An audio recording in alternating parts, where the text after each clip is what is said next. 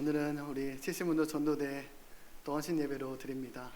오늘 특별히 전도의 원동력이라는 말씀의 제목을 가지고 함께 은혜를 나누고자 합니다. 어느 목사님의 제가 일화를 들은 적이 있습니다.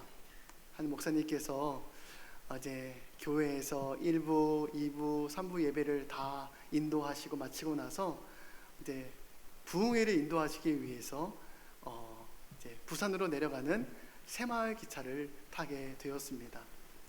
이제 목사님이 피곤하셔서 잠깐 눈을 붙이려고 잠을 청하려고 했는데 갑자기 성령께서 내 옆에 있는 사람을 전도해라라는 그런 강권하는 마음을 주시더랍니다. 그래서 내가 혹시 잘못 들은 건 아닌가 하고 그냥 무시하고 또 잠을 청했다고 합니다. 다시 한번 주님께서 그 마음 가운데 내 옆에 있는 사람을 전도해라라는 마음을 다시 주시더랍니다. 그래서 그 목사님이 눈을 떠서 옆을 보니 옆에 한 할아버지가 앉아 계시는 것을 보게 되었습니다.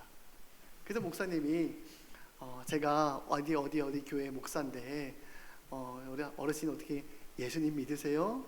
교회 다녀본 적 있으세요? 라고 이렇게 복음을 전하기 시작했습니다. 그러다 그 할아버지는 나는 아들과 딸이 지금 다 잘 되었고 나도 지금 부자라서 굳이 교회 다닐 필요 없다고 그렇게 말을 했습니다. 그래도 예수 믿으셔야 된다고, 죄의 문제를 해결하고 예수 믿고 구원받으셔야 된다고 얘기했더니 그 할아버지 어르신께서 화가 나셔서 그 자리를 박차고 다른 자리로 옮겨 가셨습니다. 근데 조금 있으니 할아버지가 소주병과 오징어를 가지고 다시 목사님의 옆자리로 다시 왔습니다. 그러면서 아까는 화를 내서 미안하다고 하면서 소주잔에 이제 소주를 따르고 목사님께 이제 소주잔을 이제 내밀었습니다. 목사님은 당연히 제가 목사라서 제가 술은 마시지 않습니다라고 거절했습니다. 그런데도 할아버지께서 자꾸 계속 술을 권하자 그 목사님이 조금 화가 나서 제가 목사라서 술을 먹지 않습니다라고 단호하게 이야기를 했습니다. 그러니까 이 할아버지가 그때 거 보라고, 목사 양반도 하기 싫은 거 자꾸 하라고 하면 화가 나지 않냐고, 나도 자꾸 예수 믿으라고 하니까 화가 나서 네, 그런 거야 라고 하시면서 다시 그 술병을 들고 다른 칸으로 자리를 옮기셨다고 합니다. 목사님이 참 전도하기 어렵구나 라고 생각을 하던 중에 갑자기 다시 눈을 붙이고 이제 앉아 계셨는데 갑자기 그 새마을 기차가 멈추어서더니 10분 이상 갑자기 진체를 하는 겁니다. 그래서 목사님이 지나가는 승무원을 불러서 왜 갑자기 이 기차가 정차해 있는 겁니까? 라고 물어봤더니 한 사람이 심장마비가 와서 지금 시신을 옮기는 중이라 라고 이야기했습니다. 자세히 좀 더 알아봤더니 그 조금 전에 전도했던 그 할아버지가 갑자기 심장마비로 돌아가신 것이었습니다. 그제서야 목사님이 그래서 성령께서 이렇게 강권하셨구나, 내가 왜 좀 더 복음을 전하기 위해서 더 애쓰지 않았을까, 왜 다급한 마음으로 왜 복음을 전하지 않았을까라고 후회하는 마음을 가졌다고 합니다. 여러분, 지금 우리에게 전도는 여러분 가장 시급한 일인 줄로 믿으시기 바랍니다. 여러분, 교회의 사명이 여러분 무엇입니까? 우리 한 사람 한 사람을 먼저 택하여 부르신 우리들의 사명이 여러분 무엇입니까? 첫째도 둘째도 영혼 구원인 줄로 믿으시기 바랍니다. 여러분, 전도는 여러분 어떤 사람들이 하는 겁니까? 은혜 받은 사람, 구원받은 사람, 부활의 예수님을 만난 사람이 여러분 전도하게 되는 것입니다. 내가 먼저 은혜를 경험해야 담대하게 예수님을 전할 수 있습니다. 내가 먼저 그 하나님 나라와 그 구원을 여러분 실제로 체험해야만 여러분 전할 수 있는 겁니다. 여러분, 기독교는 체험의 종교입니다. 하나님 나라와 구원이 교리로만, 관념으로만 머물러 있으면 안 됩니다. 하나님 나라와 구원이 내게 현실이 되고 내 삶의 실제가 되어야 한다는 겁니다. 예수님을 내 마음에 모시고 사는 그 실제, 죄 용서받는 그 실제가 여러분 있어야 될 줄로 믿습니다. 그래야 진정한 기쁨이 여러분 우리 안에 거하게 됩니다. 예수님을 만난 기쁨, 죄 용서함 받은 기쁨, 심판에서 구원받은 그 기쁨을 여러분 누려야 될 줄로 믿습니다. 여러분, 이 기쁨은 세상적인 기쁨, 감각적인 기쁨과는 여러분 차원이 다른 기쁨입니다. 여러분, 좋은 사람들과 만나고 교제하는 데에서 오는 정서적인 기쁨이 있습니다. 책을 읽고 지식을 쌓는 데서 오는 지적인 기쁨도 있습니다. 내가 어떤 것을 계획하고 성취하실 때 오는 의지적인 기쁨도 있습니다. 맛있는 거 먹을 때 오는 기쁨, 배변의 기쁨, 성적인 기쁨, 여러 가지 육신적인 기쁨도 있습니다. 그런데 하나님을 만난 기쁨은 이러한 세상적인 기쁨, 감각적인 기쁨과는 여러분 견줄 수가 없습니다. 이러한 구원의 기쁨, 하늘의 기쁨을 소유하면 여러분 예수님을 전하지 않고는 여러분 견딜 수가 없습니다. 여러분, 이 기쁨이 전도의 원동력이 되는 겁니다. 주님 만난 기쁨이 없는데 여러분 어떻게 전도하시겠습니까? 주님 만나고 내가 변화된 그 근거가 없는데, 내 가정이 천국이 되는 기쁨이 없는데 어떻게 예수님을 여러분 전하시겠습니까? 여러분, 삭개오는 예수님 만나고 구원받은 기쁨을 소유했던 사람이었습니다. 그런데 그가 예수님 만나기 전에는 돈에서 오는 기쁨, 물질에서 오는 기쁨, 그 기쁨을 얻으려고 했습니다. 그런데 돈을 많이 소유하면 소유할수록 마음은 더 공허해지는 겁니다. 금고에 돈이 쌓여져 가는 기쁨, 돈을 세는 데서 오는 그 기쁨은 아주 잠시요, 그 뒤에서는 더 큰 허탈감이 찾아오는 겁니다. 남의 돈을 빼앗아서 착복하였던 자신의 죄가 여러분 삭개오를 짓누르기 시작했습니다. 이때 삭개오는 예수님에 대한 소문을 듣고 예수님이 누구신지를 깨닫게 되었습니다. 그래서 예수님을 만나 구원받고 새 사람 되고 싶은 그런 갈망이 그에게 있었습니다. 그래서 그는 예수님이 지나가시는 길에 있는 뽕나무에 올라가 주님 만나기를 갈망하게 될 때 예수님이 그의 이름을 부르시며 오늘 내 집에 유하여야겠다, 이런 복을 허락해 주셨습니다. 누가복음 19장 5절 6절 말씀 함께 봉독하겠습니다. 시작. 예수께서 그곳에 이르사 쳐다보시고 이르시되 삭개오야 속히 내려오라, 내가 오늘 내 집에 유하여야겠다 하시니. 6절입니다. 급히 내려와 즐거워하며 영접하거늘. 아멘. 그 삭개오가 예수님을 영접하고 만날 때 즐거워하며 기쁨으로 나아가게 되었다는 겁니다.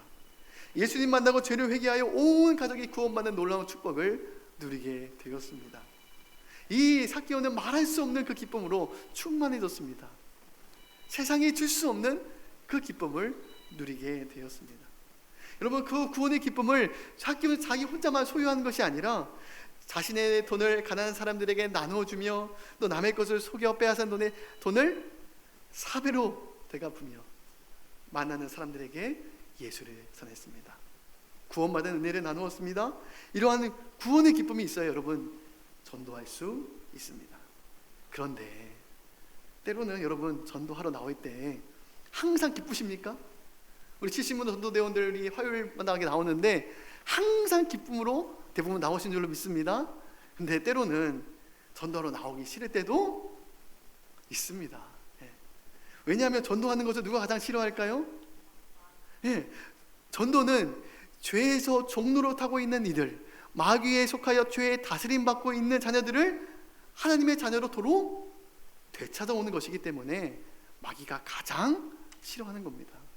그래서 전도하면 사단의 나라가 세력을 잃고 무너지게 되고, 반대로 전도하게 되면 하나님의 나라가 흥황케 되는 것이기 때문에 사단이 가장 두려워하고 경계하는 것입니다.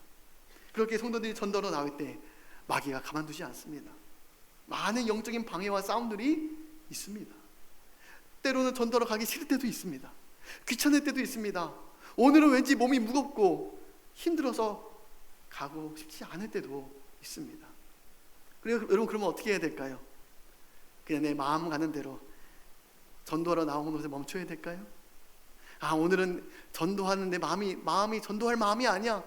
마음이 속상해서 전도할 마음이 아니야. 그러면 여러분 전도하지 말아야 될까요? 아닙니다. 하나님의 말씀에 우리의 육신을 복종시켜야 한다는 겁니다. 전도할 때 사단의 나라가 여러분 무너집니다. 여러분, 제가 중학교 2학년 때 부모님과 저 그리고 전도대원들이 매주 화요일 저녁 7시에 성신여대에 모여서 전도를 했습니다. 여러분, 성신여대 입구역 4호선에 있는 성신여대 입구역 쪽에는요, 많은 음식점들과 술집들이 아주 즐비하게 늘어서 있는 아주 번화가였습니다. 그런데 그곳에서 이제 기름역 쪽으로 넘어가는 큰 고개가 있는데, 그 고개 양쪽 사이로 수많은 무당집, 점을 치는 집들이 즐비하게 다 늘어서 있습니다. 그곳에는 아주 오랫동안 몇십 년 동안 터잡은 점집들이 정말 많았습니다. 근데 저는 학업 때문에 매주 전도하러 가지는 못했습니다. 근데 그러던 어느 날 보통 저녁 7시에 모여서 전도하고 이제 늦어도 아버지 어머니가 9시면 집에 보통 돌아오셨는데, 그날은 유독 저녁 10시가 되고 밤 10시가 되고 11시가 되어도 부모님이 오시지 않는 겁니다. 부모님이 늦은 밤까지 오시지 않자 저와 여동생은 두려워하기 시작했어요. 걱정되기 시작했습니다. 그러다 늦은 밤에 한 통의 전화가 걸려옵니다. 지금 부모님과 전도대원들이 점집에 갇혀서 지금 나오지 못하고 있다는 전화였습니다. 그 점집들은 신내림 받은 무당들, 그리고 앞을 보지 못하고 신내림 받은 그 앞을 보지 못하는 맹인 무당들이 많이 있었는데, 매일 화요일마다 저녁마다 전도대원들이 전도를 하면 신내림이 막히고 점이 쳐지지가 않아서 그날 나를 잡고 전도대원들을 강제로 가두어서 전도하지 말라고 구타하고 협박했던 것입니다. 여러분, 전도하니 사단의 나라가 흔들리고 여러분 무너지는 겁니다. 귀신의 역사가 막히는 능력이 전도할 때 나타나게 됩니다. 여러분, 우리가 이런 하나님의 능력을 의지하며 나아가게 될 때 여러분 거룩한 하나님의 나라의 역사가 여러분 나타나게 되는 겁니다. 이처럼 하나님 만난 기쁨, 구원받은 기쁨과 체험이 있어야 전도하게 됩니다. 그리고 전도할 때 모든 악한 것들이, 모든 견고했던 진들이 무너지게 되는 줄로 믿습니다. 그러므로 우리 교회와 모든 성도들이 여러분 전도에 앞장서야 되는데, 그러기 위해서는 세 가지의 동력원이 필요합니다. 첫 번째는 무엇이냐면, 우리가 전도를 위해서 내 재정을 흘려보내는, 여러분 보내는 전도자가 되어야 합니다. 여러분, 초대교회의 모습을 보면 부활의 주님을 만나고 은혜 받은 성도들이 자기의 소유를 팔아 각각의 필요에 따라 나누어 주었다라는 말씀이 있습니다. 사도행전 2장 44절 45절 말씀 함께 봉독하겠습니다. 믿는 사람이 다 함께 있어 물건을 서로 통용하고 또 재산과 소유를 팔아 각 사람의 필요에 따라 나누어 주며. 아멘. 여러분, 옛날이나 오늘이나 땅과 여러분 돈은 물질 세계에서 최고의 가치를 가지고 있습니다. 그런데 초대교회 성도들이 자신의 땅과 그 돈으로 가난한 성도들이나 물질이 필요한 사람들에게 나누어 주었다라는 이 말은 단순히 사회의 공헌이나 기부를 했다는 말이 아닙니다. 여러분, 이 말씀은 이제 하나님의 구원의 은혜를 받은 성도들이 영혼 구원을 위해서 자신의 재정을 아낌없이 사용했다는 겁니다. 하나님의 은혜를 경험하고 나니 삶의 가치가 완전히 달라지는 겁니다. 물질을 사용하는 우선순위와 가치가 여러분 완전히 달라지는 겁니다. 하나님 만나기 전에는 내가 먹고 마시고 즐기는 일에 내 재정을 사용했다면, 이제는 하나님이 주신 재정으로 영혼 구원하는 일을 위해서 사용했다는 것입니다. 하나님께서 구원의 은혜를 받고 나니 이 땅에서 돈 많이 벌고 호의호식하는 것이 아무것도 아니구나, 이것은 다 일시적인 기쁨이구나, 내가 영원한 것이 아닌 썩어질 것, 헛된 것에 투자하며 살았구나를 여러분 깨닫게 되는 겁니다. 여러분, 또 내가 가지고 있는 모든 재정이 내가 잘나서 번 돈이고 모두 내 것이라고 생각을 했는데, 내가 잘나서 본 것이 아니라 하나님이 내게 맡겨주신 것을 깨닫게 되는 겁니다. 이것이 믿어지고 깨달아지게 되니 부활하신 예수님을 만난 성도들은 이제 내가 가진 재정으로 영혼들을 건지고 살리는 일을 위해서 이 재정을 사용하고 헌신하게 되는 겁니다. 두 번째는 모여서 기도해야 됩니다. 여러분, 전도의 승패와 능력은 어느 자리에 있습니까? 기도의 자리에서 여러분 시작되는 겁니다. 여러분, 예수님이 부활하시고 승천하시면서 제자들에게 당부하신 말씀이 있습니다. 성령을 선물로 줄 것이다. 너희는 약속한 것을 기다리라 라고 말씀하셨습니다. 여러분, 기다리라 라는 말씀은 단순히 아무것도 하지 않고 수동적으로 시간만 지나가기를 기다리라 라는 말이 아니라 약속하신 그 성령을 받기 위해서, 하나님이 주시는 그 권능을 받기 위해서 함께 모여 힘써 기도하라는 겁니다. 그래서 그 이후에 성도들은 함께 모여 매일같이 기도하기 시작했습니다. 오순절 때에도 어김없이 함께 모여 하나님께서 약속하신 그 성령을 구하게 될 때 오순절 성령이 불의 혀처럼 갈라져서 임하시는 놀라운 역사가, 그 은혜를 체험하게 되었습니다. 기도할 때 성도들이 성령을 받았습니다. 기도할 때 하나님의 능력을 받게 되었습니다. 그 이후로부터 성도들의 삶이 완전히 달라졌습니다. 그들은 부활의 증인으로 담대하게 복음을 전하기 시작했습니다. 여러분, 성령 받기 전에 그들은, 기도로 하나님의 능력을 받기 전에 그들은 모두 세상에서 침묵했던 사람들이었습니다. 교회를 핍박하는 세상 사람들이 무서워서 피해 다니는 인생이었습니다. 그러나 기도의 자리에서 성령을 받게 될 때 봉이 졌던 입술이 열려서 사람들에게 복음을 담대하게 전하기 시작했습니다. 세상 사람들이 두려워서 눈치를 보던 이들이 담대하게 세상으로 나아가기 시작했습니다. 이러한 놀라운 변화와 능력이 기도의 자리에서부터 시작되었습니다.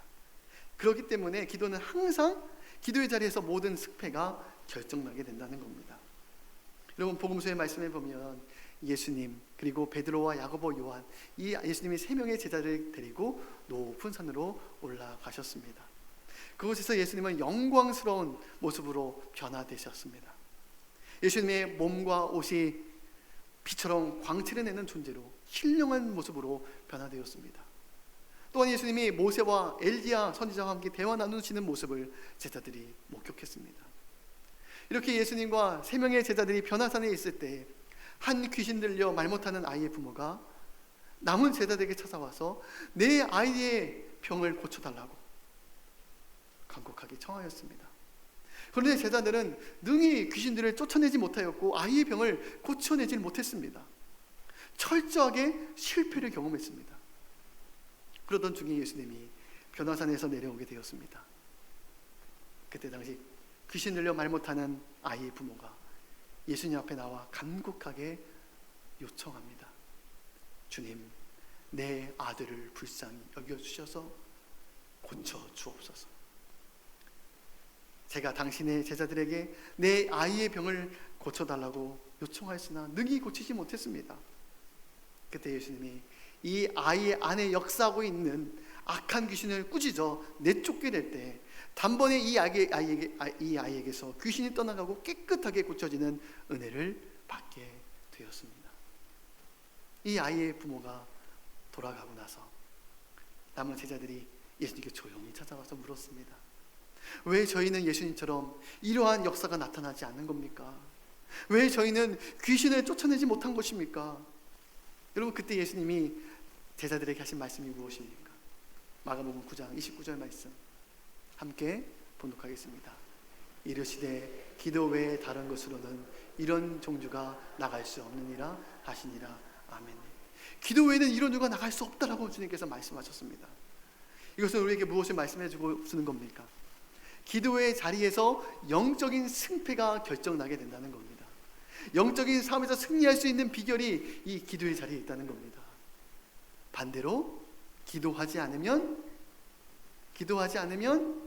반드시 패배한다는 겁니다. 우리의 싸움은 혈과 육에 대한 것이 아닙니다. 성경은 어둠의 악한 영들을 상대하는 것이라고 분명히 말씀하고 있습니다. 에베소서 6장 12절 말씀 함께 봉독하겠습니다.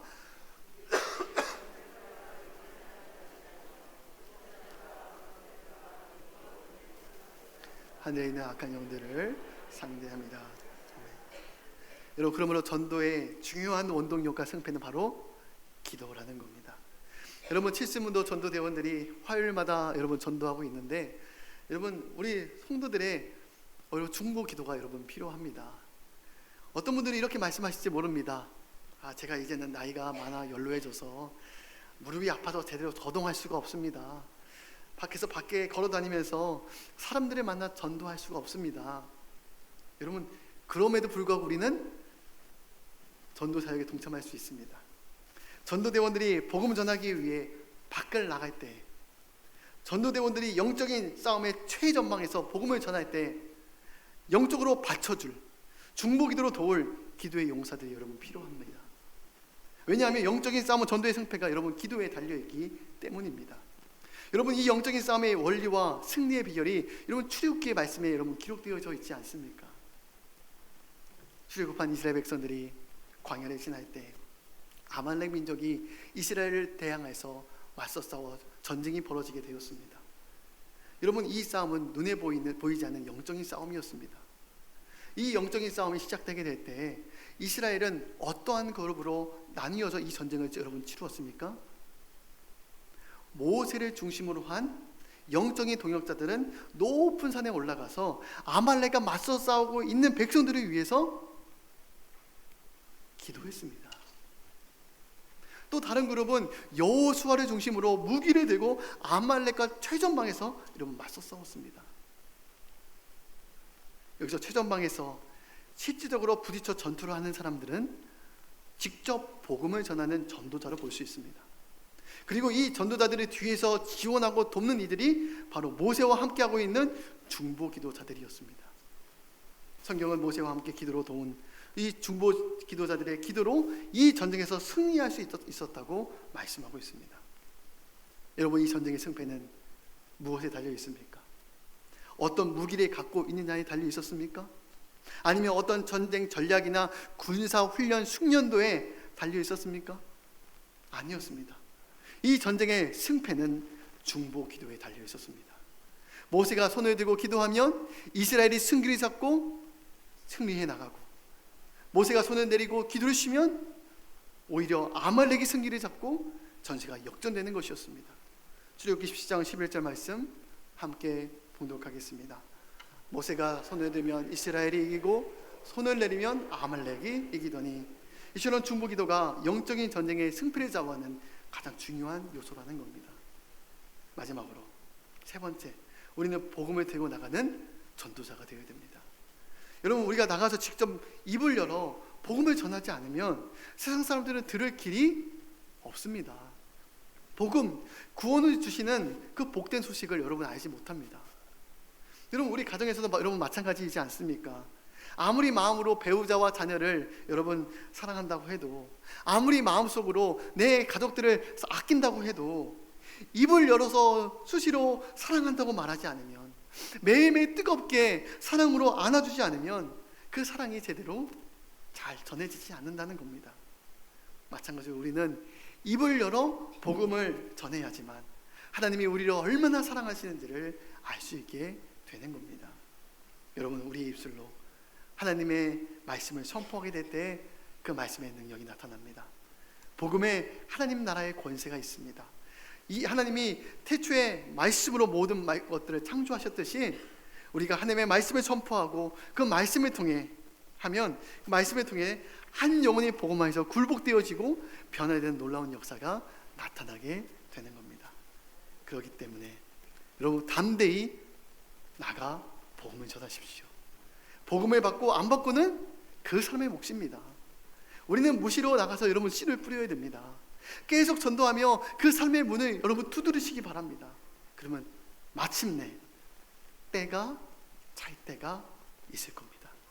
씨가 자라 열매가 맺혀져서 무르 익을 때가 온다는 겁니다.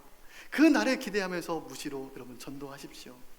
거부당하는 것을 두려워하지 마시고 상처받지도 마십시오. 처음부터 복음을 받아들이는 것이 여러분 이상한 겁니다. 때가 무르익을 때까지 시간이 필요합니다. 그때까지 거부하는 것이 여러분 당연한 겁니다. 여러분, 주님은 우리에게 주신 가장 큰 사명이 주신 말씀이 무엇입니까? 큰 계명이 무엇입니까? 하나님을 사랑하고 내 이웃을 내 몸과 같이 사랑하라. 여러분, 이 말씀의 의미가 무엇입니까? 주위의 어려운 이웃들을 위해서 기부하고 봉사하며 살라는 말씀인가요? 단순히 어려운 이웃들에게 돈을 기부하고 나누며 살아라라는 그런 1차원적인 말씀이 여러분 아닙니다. 이웃사랑은 내 이웃의 영혼을 사랑하는 겁니다. 여러분, 항상 이웃들에게 복음을 전하는 것, 전도하는 것이 여러분 최고의 사랑입니다. 물론 이웃을 사랑함으로 물질적으로 도와줄 수도 있고 반찬을 해서 나누어 줄 수도 있지만 진정한 사랑은 하나님의 사랑을 알리는 겁니다. 예수 그리스도의 십자가의 사랑을 여러분 전해주는 겁니다. 그 영혼이 구원받게 하는 것이 진정한 이웃 사랑이라는 겁니다. 내 부모와 자녀의 영혼 구원을 위해서 복음을 전하는 것이 진정한 부모와 자식을 향한 온전한 사랑입니다. 부모가 예수 믿지 않는데, 내 형제가 예수 믿지 않는데, 내 자녀가 예수 믿지 않는데 내 가족들의 영혼 구원을 위해서 기도하지 않는다? 내 마음이 전혀 아프지 않는다? 죄송하지만 그러면 진정으로 내 가족을 사랑하는 것이 아니라는 겁니다. 아니면 하나님의 심판과 구원과 영원한 하나님의 나라가 있음을 믿지 못하는 성도입니다. 사랑하면 전도하고 기도하게 되어 있습니다. 하나님의 사랑을 경험하면 그 영적인 하나님의 나라의 실제를 경험하면 여러분 전도하게 되어 있습니다. 우리는 하나님의 말씀대로, 명령대로 여러분의 이웃을 사랑하고 계십니까? 아니면 내 자신만을 사랑하고 살아가고 계시지는 않나요? 마지막 때를 보면 사람들이 자기를 사랑하게 된다고 말씀하고 있습니다. 디모데후서 3장 2절 말씀 함께 봉독하겠습니다. 사람들이 자기를 사랑하며 돈을 사랑하며 내 이웃의 영혼을 사랑하라라는 이 말씀과 완벽한 대비를 여러분이 이루고 있습니다. 초대교회 성도들은 하나님이 내게 맡겨주신 그 이웃의 영혼을 사랑했습니다. 그래서 초대교회 성도들은 영혼 구원을 위해서, 복음을 위해서 자신의 생명까지 아낌없이 내어놓았습니다. 예수님도 영혼 구원을 위해서 자기의 생명까지 내어놓았습니다. 그런데 우리는 하나님 앞에 영혼 구원을 위해서 무엇을 내어놓고 있습니까? 어떠한 희생을 감내하고 있습니까? 영혼 구원은 그냥 저절로 얻어지는 것이 아닙니다. 전도자들의, 성도들의 헌신과 희생과 전도를 통해서 여러분 이루어지는 줄로 믿습니다. 여러분의 헌신을 통해서 천하보다 귀한 생명을 얻게 되는 것인 줄로 믿습니다.